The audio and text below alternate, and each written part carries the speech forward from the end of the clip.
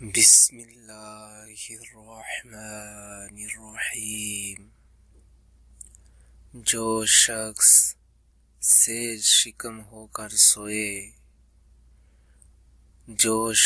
سیر شکم ہو کر سوئے، اسے جھوٹے اور پریشان خواب نظر آتے ہیں۔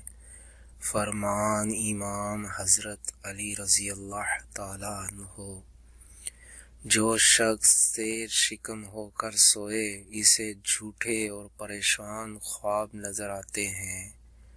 جو شخص سیر شکم ہو کر سوئے، اسے جھوٹے اور پریشان خواب نظر آتے ہیں۔ فرمان امام حضرت علی رضی اللہ تعالیٰ عنہ۔